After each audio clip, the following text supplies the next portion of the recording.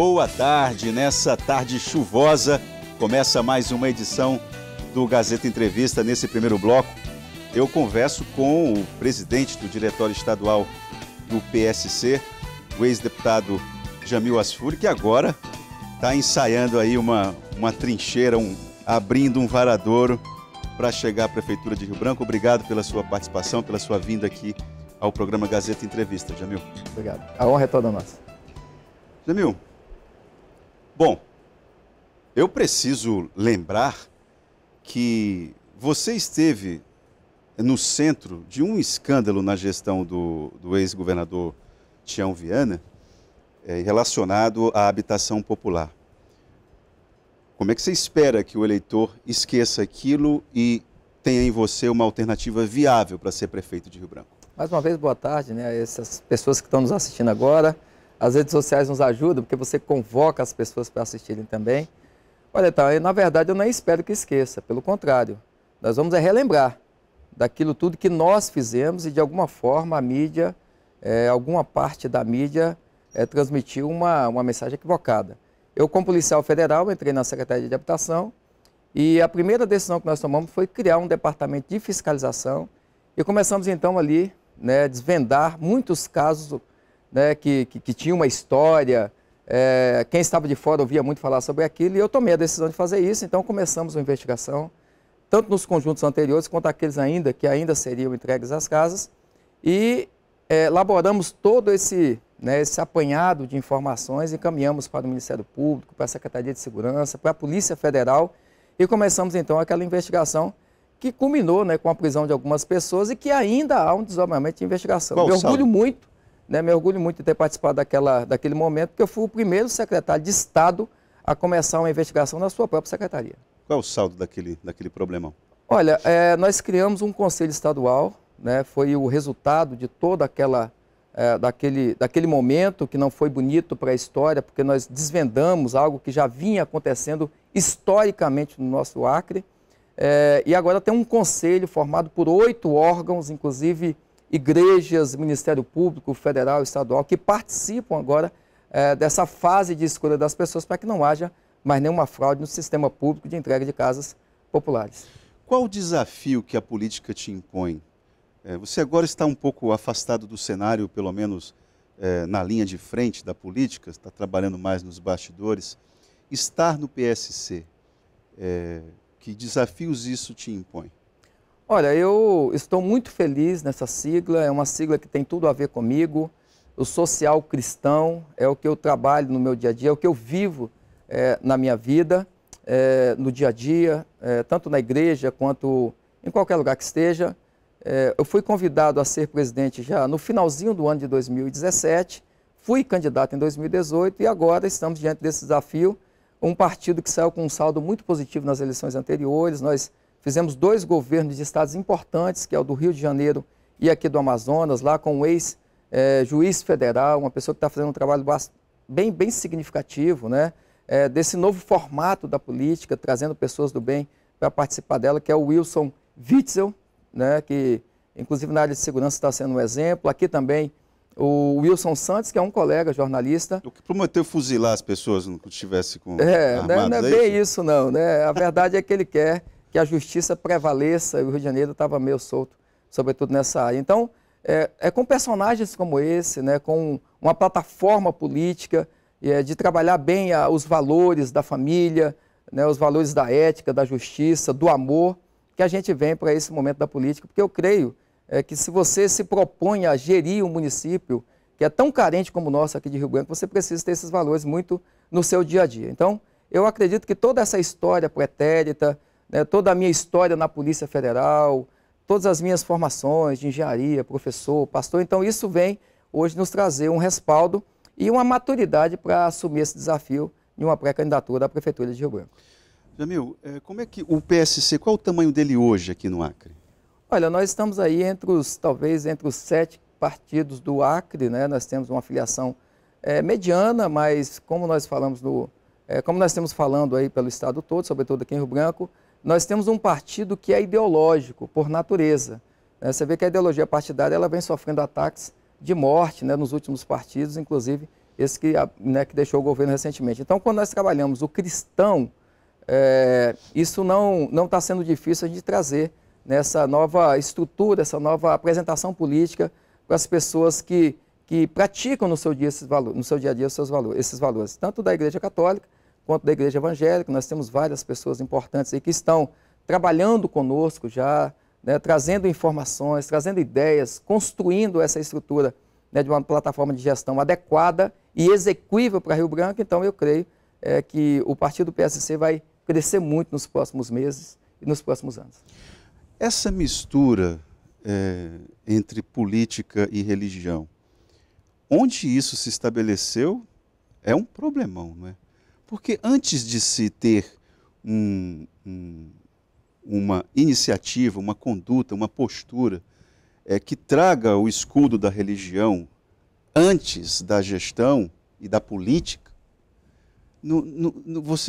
você não coloca uma coisa inadequada para conduzir outra, para puxar outra? Não, mas aí está o equívoco, né? Quando nós falamos do Partido Social Cristão, nós não estamos falando de religião, nós estamos falando de valores, né? É difícil você encontrar no Brasil, que é um país eminentemente cristão, alguma coisa que seja boa que não tenha os valores cristãos. Quem cuida de religião é a igreja. Nós estamos aqui dentro de uma estrutura política.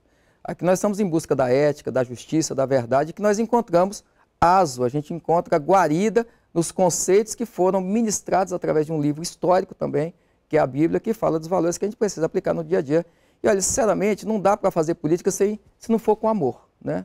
Não dá para fazer política se não for com justiça. Não dá para fazer política se não for com ética e os valores da família. Então, é bom deixar claro, é boa essa sua pergunta, né? Não pode ser de um cunho religioso, mas sim de um cunho de valores dentro do ambiente cristão, que eu acho que é o que nós estamos esperando para a política também. Jamil, hoje, a Prefeitura de Rio Branco, se Jamil Asfuri estivesse sentado lá na cadeira de prefeito, qual seria a prioridade e quais os erros que você poderia apontar na condução da prefeita Socorro Nery? Olha, tivemos agora, na apresentação do programa anterior, algo que está gritante, né? Essa infraestrutura da cidade está traumatizando todo o Rio Branquense. Nós estamos aí com as ruas praticamente todas deterioradas. Isso aí já era algo que era para ser previsto, né? Nós tivemos na execução delas, na maioria dessas ruas que foram construídas no passado, elas não tinham uma infraestrutura adequada. Eu sou engenheiro civil, acho que isso aí é um problema que precisa ser resolvido. Eu vi um anúncio de 50 milhões para fazer tapa-buracos. Isso mostra uma incapacidade gerencial, administrativa, porque 50 milhões era para estar sendo construído novas ruas ou fazendo ruas de qualidade. E, além disso, né, eu penso que nós precisamos gerar riqueza para o nosso município.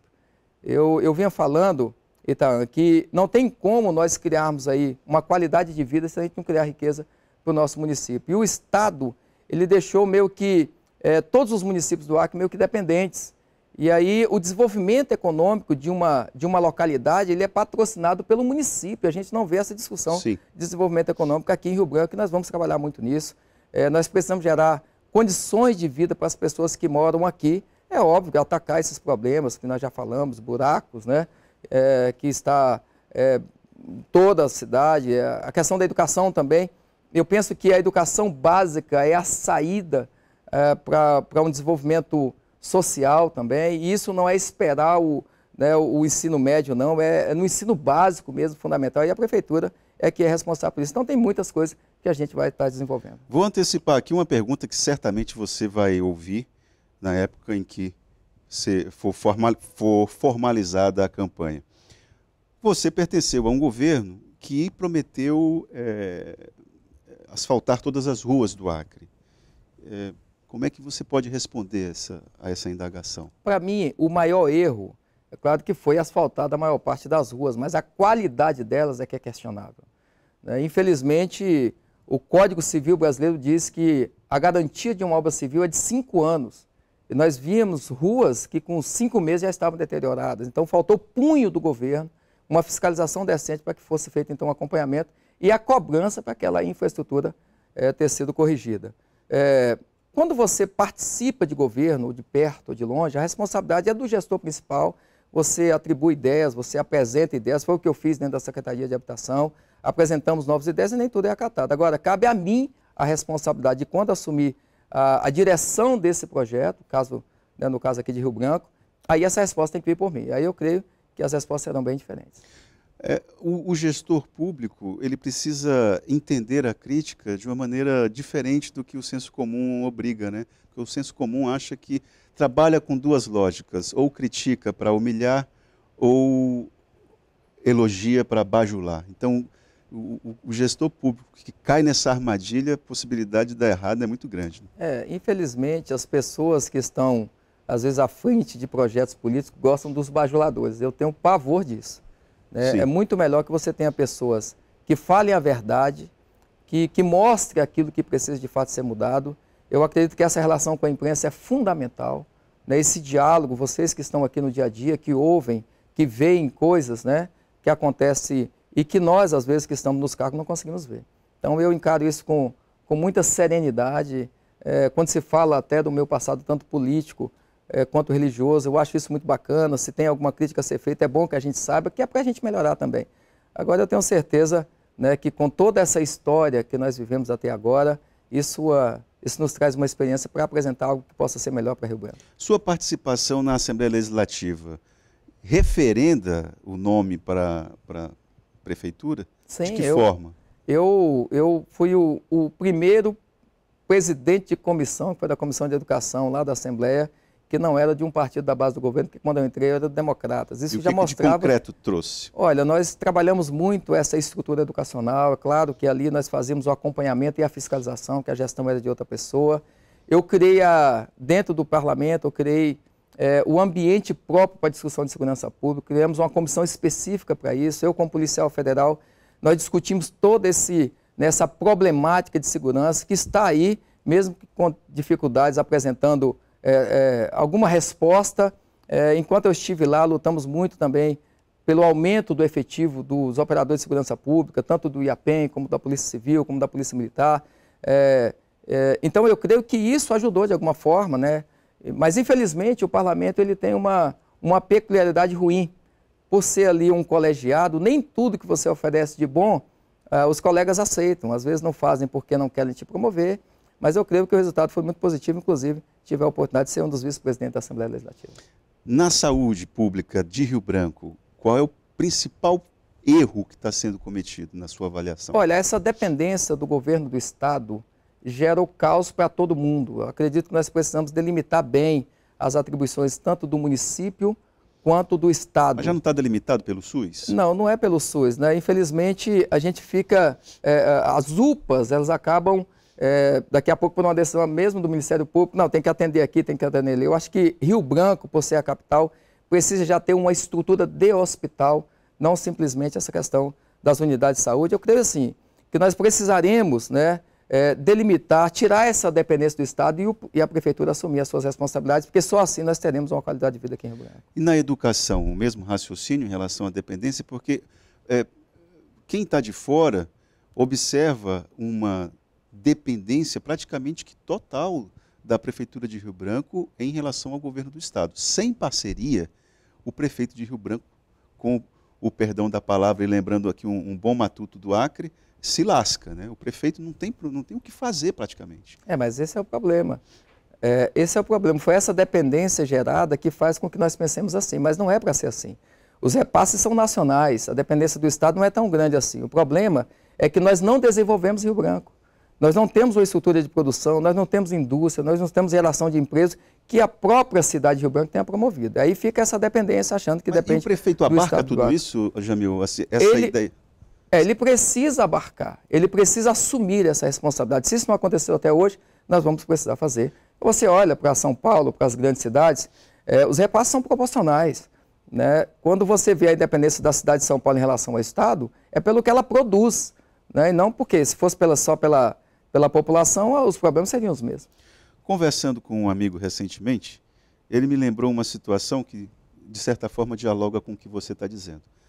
Ele fala assim: Itaã, 90% do que se precisa para produzir um sapato, nós temos no Acre. Couro e borracha. Por que Rio Branco não produz os seus próprios sapatos? Exatamente. Agora, mas aí tem uma série de outras variantes, né? Por exemplo, o estabelecimento de uma política industrial, o prefeito não tem condições de mexer nesse furdunço aí. Tem, eu acho que dá para trazer parcerias, né? Eu tive uma conversa esse ano ainda, 2 vezes com o governador do Rio de Janeiro, e nós vamos tentar fazer um trabalho que nós chamamos de cidades irmãs. Eu vi esse modelo na China, quando eu tive a oportunidade de estar lá, quando eu ainda era deputado, e essas parcerias, né? Tem muito que o Acre possa oferecer para essas cidades, né, do Sudeste brasileiro, e tem muito que eles também podem oferecer para nós.